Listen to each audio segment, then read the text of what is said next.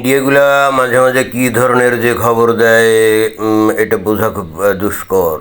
খবর দিয়েছে কি ভারতে পণ্য রপ্তানি বন্ধে পাবনার হুঁশিয়ারি শিল্পে ধস।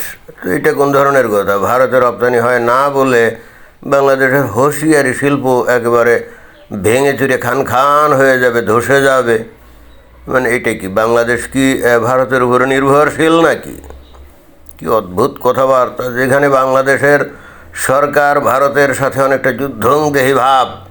যাবে না, বাংলাদেশের প্রধানমন্ত্রীকে বারবার আমন্ত্রণ জানানোর পরেও ভারতে যাবে না। তো সেখানে আমরা যেটা দেখতে পাচ্ছি যে ভারতের বিরুদ্ধে সারাক্ষণ জিহাদ জারি আছে, তাদের সাথে কোনো সম্পর্ক নেই। তাহলে তাদের সাথে কিসের ব্যবসা, তাদের দেশে কিসের রপ্তানি, এটাই তো বুঝলাম না। তো এখানে এই যে খবর দিয়েছে বাংলাদেশে কয়েক হাজার নাকি এই হুঁশিয়ারি শিল্প ছিল, কয়েক হাজার নাকি না, কয়েক হাজার না, কয়েকশো হুঁশিয়ারি শিল্প মানে হচ্ছে গেঞ্জি শিল্প আর কি, গেঞ্জি। তো এই গেঞ্জি শিল্প ছিল যেটার মূল উৎপাদন বস্তু তো একটা বড় অংশই ভারতে রপ্তানি হতো এবং স্থল পথে রপ্তানি হতো। ওই যে ডাঙ্গা পথে রপ্তানি হতো। এখন ওই যে যখন ওই যে মোহাম্মদ ইউনূস সরকার যখন ক্ষমতায় ছিল, তো তখন তো ইউনূস সরকারের তো একেবারে যুদ্ধংদেহী মনোভাব ছিল। সারাক্ষণ ওই সেভেন সিস্টার্স দখল করবে, তারপরে ওই চিকেন স্নেক মানে কি মুরগির ঘাড়, তাই না? মুরগির ঘাড় ওই যে শিলিগুড়ি অঞ্চলে, যেটাকে শিলিগুড়ি করিডোরও বলা হয়, তো ওই অঞ্চল দখল করবে বলে হুঙ্কার টুঙ্কার আমরা শুনতাম। এমনকি জামায়াত ইসলামের পক্ষ থেকে আমরা তো শুনছিলাম যে 50 লক্ষ প্রশিক্ষিত লোক রেডি আছে, যে ভারতের সাথে যুদ্ধ হলে সেই 50 লক্ষ লোক কিন্তু ভারতের বিরুদ্ধে যুদ্ধ করবে। তো এই যখন পরিস্থিতি ছিল ওই যে মোহাম্মদ ইউনূসের আমলে, রাইট? তো ভারত কিন্তু আশা করতো যে ঠিক আছে, মোহাম্মদ ইউনূস তো আসলে মার্কিন ডিপ স্টেটের প্রতিনিধি, এসে ঝামেলা পাকাচ্ছে, ভারতের উপরে একটু প্রেশার ক্রিয়েট করার জন্য নানা রকম ধান্দাবাজি করছে। তো এরপরে যখন ইলেকশন হবে, তখন যারা জনগণ কর্তৃক নির্বাচিত হবে, তারা নিশ্চয়ই এই মোহাম্মদ ইউনূসের মতো অর্বাচীন কথাবার্তা, অহেতুক উত্তেজনাকর কথাবার্তা বলে ভারতের সাথে সম্পর্ক নষ্ট করবে না। ভারত কিন্তু এটাই মনে করত, এবং যে কারণে বস্তুত আমরা তাদের পক্ষ থেকে দুর্দান্ত সদিচ্ছার বিষয়টা আমরা দেখছি। যখন বেগম খালেদা জিয়া মারা গেলেন, তখনও তাদের উচ্চ পর্যায়ের প্রতিনিধি বাংলাদেশে আসলেন সেই জানাজায় অংশ নিতে। এরপর যখন ইলেকশন হলো, তারেক রহমান যখন প্রধানমন্ত্রী হলেন, তখনও তাকে শুভেচ্ছা জানাতে জাস্ট দূর থেকে একটা চিঠি বা ফেসবুকে কোনো স্ট্যাটাস না দিয়ে তারা কী করলো, ভারত তাদের ওই যে পররাষ্ট্রমন্ত্রী জয়শঙ্কর এবং লোকসভার যে স্পিকার, তাদের দুজনকে পাঠিয়ে দিলেন এবং ব্যক্তিগতভাবে নরেন্দ্র মোদী ওই তারেক রহমানকে সস্ত্রীক পরিবার সহ আমন্ত্রণ জানালেন।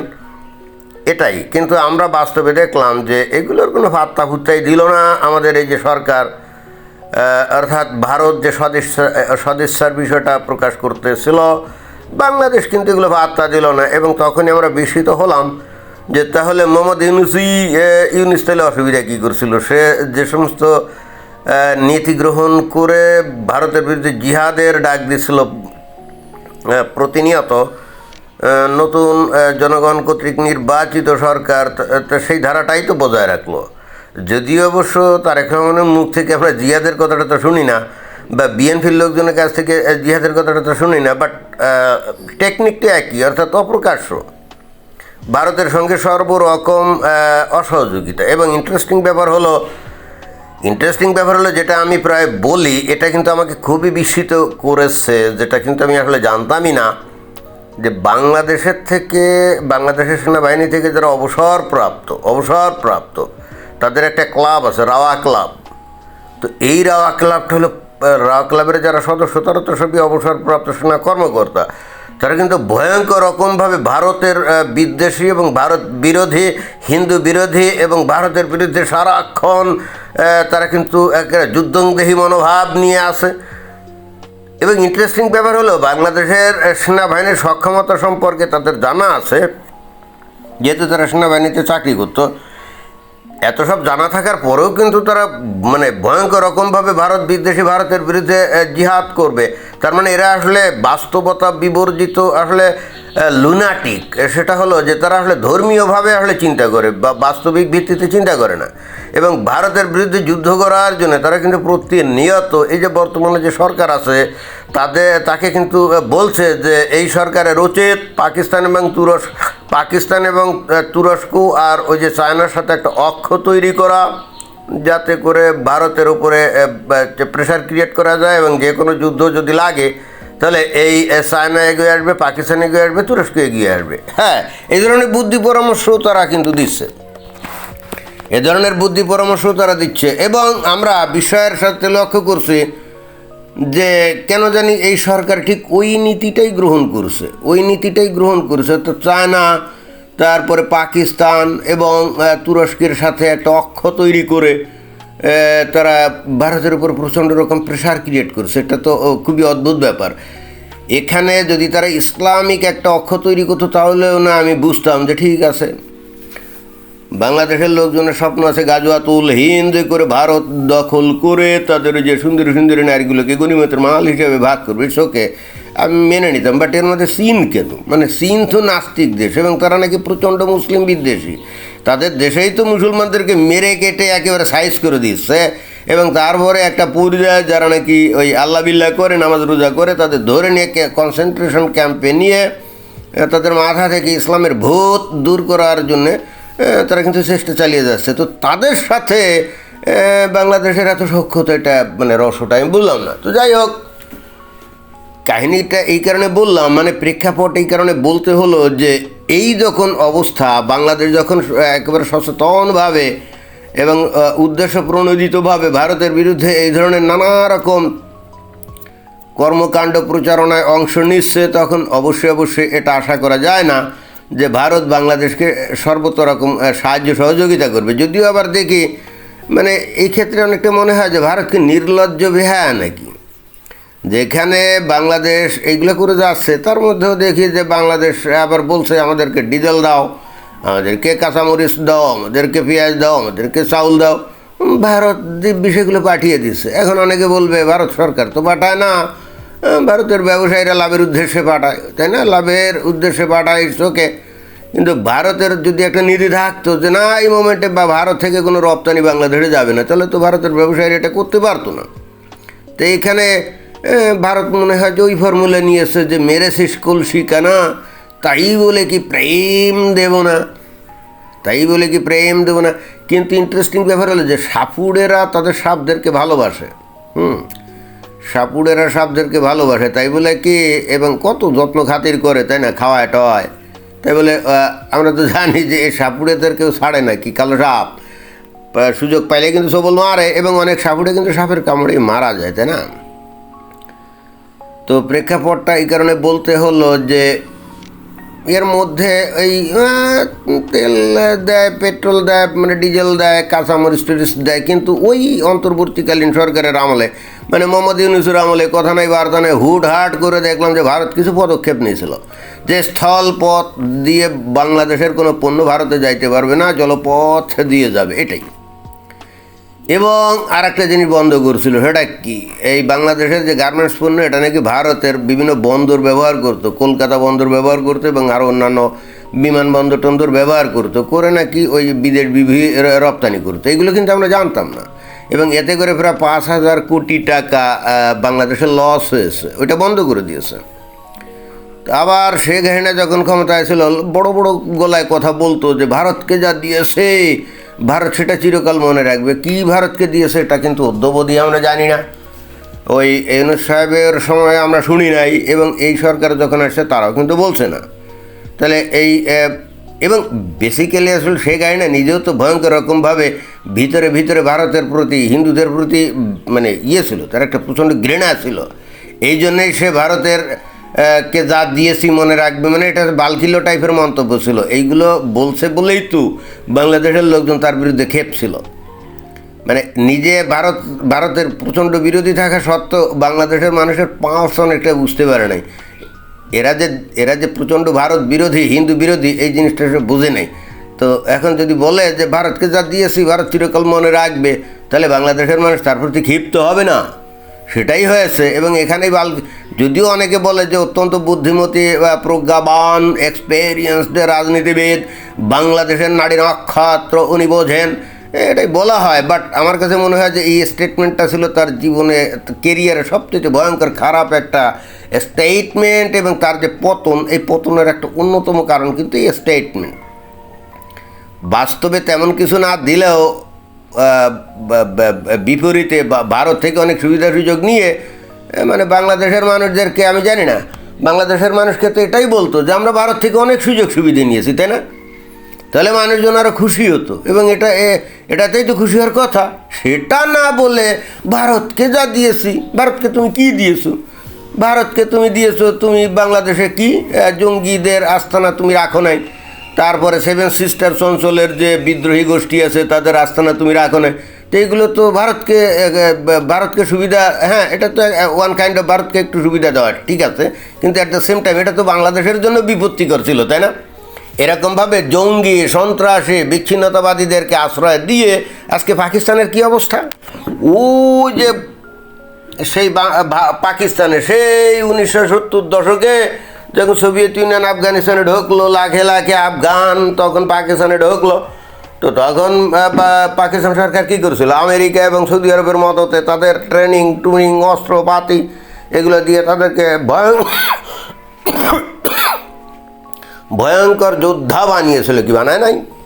তো বানানোর পরে কী হয়েছিল? সোভিয়েত ইউনিয়ন আফগানিস্তান থেকে ভেঙে গেছে, ঠিকই আছে, কিন্তু পরবর্তীতে পাকিস্তান তো একটা ফেইল্ড স্টেট হয়ে গেছে, ভিখারি রাষ্ট্র হয়ে গেছে, ব্যাংক্রাফ্ট কান্ট্রি হয়ে গেছে, তাই না? তা এগুলা কি শেখ হাসিনার থেকে মানুষ কম বোঝে?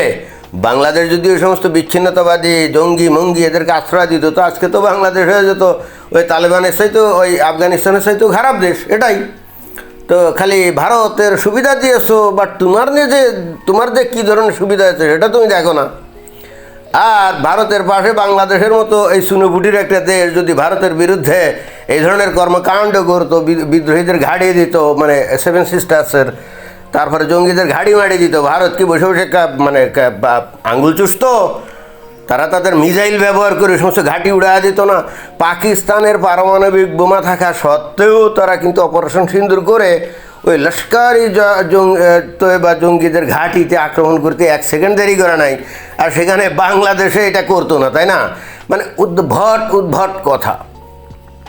এবং শেখ হাসিনার আমলেই বাংলাদেশের মানুষগুলো ভয়ঙ্কর রকম ভারত বিরোধী হয়েছে, এবং যার ফলাফল কিন্তু এখন আমরা দেখি। হয়তোবা এই তারেক রহমানের ভারতে যার একটা হয়তো সদিচ্ছা ছিল, হ্যাঁ, পার্শ্ববর্তী দেশের সাথে সম্পর্ক ভালো না থাকলে তো দেশ ভালো থাকে না, এটা রাইট।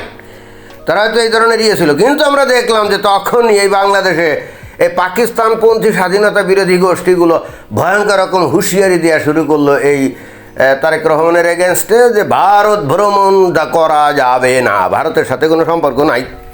এবং তাদের দাবিটাই পূরণ করলো, অর্থাৎ তারেক রহমান বুঝে অথবা না বুঝে, অবচেতন মনে হয়তো বা is actually trying to make Bangladesh the second Pakistan, or the East Pakistan is trying to transform Bangladesh into East Pakistan again. তো ইতিহাসের পুনরাবৃত্তি হচ্ছে না। 1971 সালে এরাই, এবং এই তারেক রহমানের বাপ জিয়াউর রহমান, উনি তো যুদ্ধ করে দেশ স্বাধীন করেছিলেন, এখন তার ছেলে হয়ে এসে উনি এখন এই বাংলাদেশকে আবার টার্ন করে পাকিস্তানের দিকে ধাবিত করতে চাচ্ছে। ওকে করুক, দেশের জনগণ চাইলে করলে সমস্যা কি? দেশের জনগণ যদি ওটাই চায় যে আবার বাংলাদেশ পাকিস্তান হবে, সেখানে প্রধানমন্ত্রী বা সেনাবাহিনীকে কি বললো তাতে তো কিছু যায় না। এবং ইন্টারেস্টিং ব্যাপার হলো যে স্বাধীনতা সার্বভৌমত্বের একমাত্র রক্ষাকারী দাবিদার বাংলাদেশ সেনাবাহিনী বস্তুত এই কাজে সাহায্য করতেছে। এবং আমরা কিন্তু বিস্মিত হয়েছি এই সেনাবাহিনীর মধ্যে যারা নাকি ওই যে যারা অবসরপ্রাপ্ত যে কর্মকর্তা, তারা তো প্রচণ্ড পাকিস্তানপন্থী। তো এটা তো রাতারাতি না, এরা তো সেনাবাহিনীর মধ্যে থাকা অবস্থাও তো এরকম ছিল, তাই না? হয়তো মুখ ফুটে বলতো না, যখন ওখান থেকে চলে গেছে তখন মুখ ফুটে বলছে। তো তাই যদি হয় তাহলে তো বুঝতে হবে যে বাংলাদেশের টোটাল সেনাবাহিনীটাই পাকিস্তানের সাথে যোগ দিতে তারা উদ্গ্রেব, এবং পাকিস্তানি আদর্শ দ্বারা প্রভাবিত, যারা নাকি বাংলাদেশকে পাকিস্তান বানাতে চায়, একটা ভিখারির দেশ বানাতে চায়, একটা ব্যাংক্রাফ্ট কান্ট্রি বানাতে চায়, যে পাকিস্তান তার অস্তিত্ব নিয়ে টানাটানিতে পড়ে গেছে। বালুচিস্তান যে কোনো মোমেন্টে স্বাধীন, পিওকের লোকজন ভারতে যোগ দিতে চায়, ওদের খাইবার পাখতুনখোয়া অঞ্চল, সেখানে টিটিপি আলাদা রাষ্ট্র করতে চায়, বা ওই আফগানিস্তানের সাথে যোগ দিতে চায়, বা পাকিস্তানের লোকজন খেয়ে না খেয়ে আছে। এবং দেখেন যে এই জিনিসগুলো বাংলাদেশের লোকজন জানে, বাংলাদেশের লোকজন পাকিস্তানের প্রকৃত অবস্থা জানে, জানার পরেও দেখেন যে ধর্ম এদেরকে কীরকম উন্মাদ বানিয়েছে, এরা চিন্তা করতে পারে না, একেবারে ন্যূনতম অ্যানালাইসিস করতে পারে না, যে এরপরেও তারা সেই পাকিস্তানের সাথে যোগ দিয়ে তারা শান্তি পাইতে চায়। হ্যাঁ, এদের আসলে যোগ দেওয়া দরকার, এবং তখন ঝালে ঝাল নাকি আদায় ঝাল, সেটা তারা তখন বুঝবে। তো এই রকম পরিস্থিতি যখন চলছে, তখন ভারত কি বাংলাদেশের ওই যে পোশাক শিল্প বা তাঁত শিল্প বা হোশিয়ারি যে জিনিসগুলো তারা আমদানি করে, তারা কি আমদানি করবে নাকি? মানে বাংলাদেশের মানুষ ভাবে কি জানেন, যে আমরা ভারতের বিরুদ্ধে সারাক্ষণ বিষোদ্গার করব, ভারতকে ধ্বংস করার নানা রকম ষড়যন্ত্র করব, এবং ভারতকে ধ্বংস করার জন্য যে সমস্ত শক্তি আছে তাদের সাথে হাত মেলাবো, আবার এট দ্য সেম টাইম ভারতের সাথে ব্যবসা করব, ভারত আমাদেরকে নানা রকম সুযোগ সুবিধা দিবে। এরা এটাই মনে করে। অদ্ভুত পিকুলিয়ার মাইন্ডসেট, তাই না? তো ভারত আমার মনে হয় যেটুক যা করছে আর একটু বেশি করে করা উচিত। বাংলাদেশের মানুষদেরকে বুঝ দেওয়া উচিত যে আমার সাথে শত্রুতা করে আমার সাথে ব্যবসা বাণিজ্য করতে তুমি পারো না। এ ব্যাপারে আরও কিছু মনে হয় পদক্ষেপ নেওয়া উচিত, আমার কাছে এটাই মনে হয়। ধন্যবাদ।